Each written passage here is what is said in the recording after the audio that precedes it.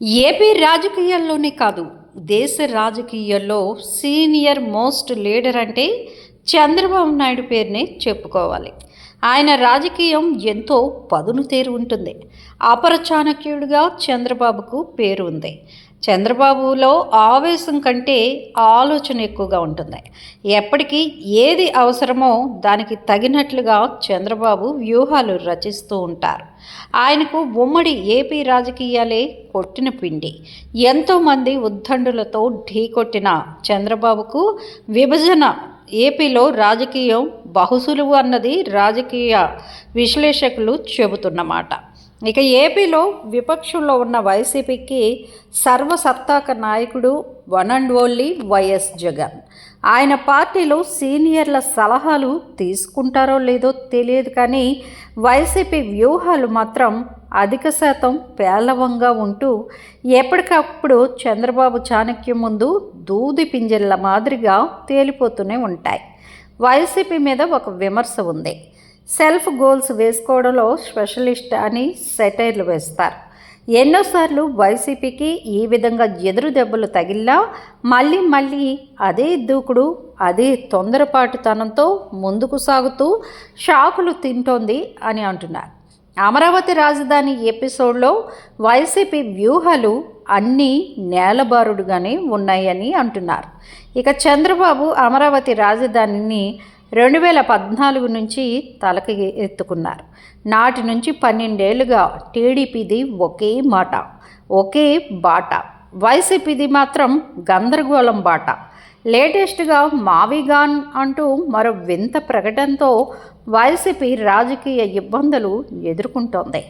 చంద్రబాబు సరైన సమయంలో సరైన వ్యూహాన్ని రచించారు. అదే అమరావతి రాజధానికి చట్టబద్ధత.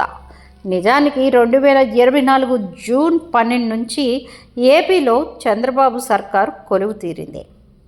చంద్రబాబు తలుచుకుంటే ఎప్పుడో చట్టబద్ధత వచ్చేసేది, కానీ ప్రతిదానికి ఒక టైమింగ్ ముఖ్యం. రాజకీయాల్లో అయితే అది చాలా అవసరం కూడా. అందుకే అమ్ముల పొదిలో నుంచి అమరావతి రాజధాని అంశం ఇప్పుడు తీశారు. వైసీపీ ఈ మధ్యనే యాక్టివిటీని పెంచుకుంటోంది. జిల్లాల పర్యటనలకు జగన్ రెడీ అవుతారని వార్తలు కూడా వస్తున్నాయి. వచ్చే ఏడాది పాదయాత్ర కూడా ఉంటుందట. ఈ నేపథ్యంలో వైసీపీకి ఉచ్చు బిగించి మరీ టీడీపీ తన ముగ్గులోకి లాగింది. వైసీపీ వ్యూహాల లేమితో ఆ ఉచ్చులో చిక్కుకుందని రాజకీయ నేతలు అంటున్నారు. ఇక వైసీపీకి అర్థం కాని విషయం ఏమిటి అంటే, రాజధాని వంటి సున్నితమైన అంశాలు ఏపీలోని 5 కోట్ల మంది జనాల సెంటిమెంట్తో ముడిపడి ఉన్న విషయాల మీద మౌనంగా ఉండటం. అలా కాదు, తాము అనుకున్నది చేస్తామంటే 2019 నుంచి 2024 మధ్య 3 రాజధానులు అంటూ వైసీపీ చేసిన విన్యాసానికి జనాలు కఠినమైన తీర్పు ఇచ్చారు కదా. మరి దాన్ని గుర్తించైనా అమరావతి అంటే సైలెంట్ పాటించాలి కదా. ఇక జగన్ ఈ నెల 1న ప్రెస్ మీట్ పెట్టడం కూడా సరైన సమయం కాదని అంటున్నారు.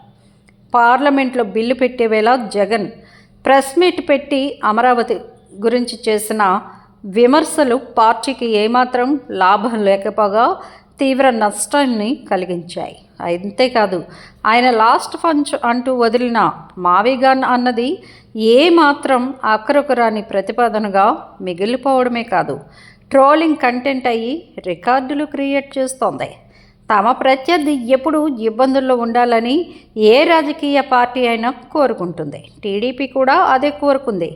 వైసీపీ కూడా అలాగే చేసింది. అమరావతికి వైసీపీ వ్యతిరేకమని ఇన్నాళ్ళు టీడీపీ ప్రచారం చేస్తూ వచ్చింది.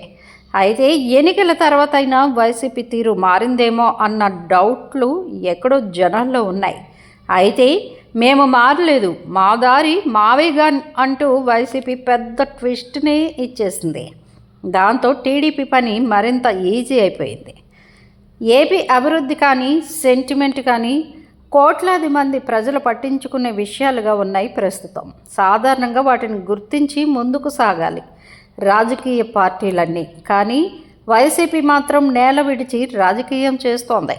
దాంతోనే ఆ పార్టీ గందరగోళంలో పడుతుందని అంటున్నారు రాజకీయ నేతలు. మరి చూడాలి, మరి రానున్న రోజుల్లో వైసీపీ అమరావతిపై ఏ స్టాండ్ తీసుకుంటుందనేది. మా వీడియోస్ మీకు నచ్చినట్లయితే లైక్ చేయండి, షేర్ చేయండి, ప్లీజ్ సబ్స్క్రైబ్ కూడా చేయండి.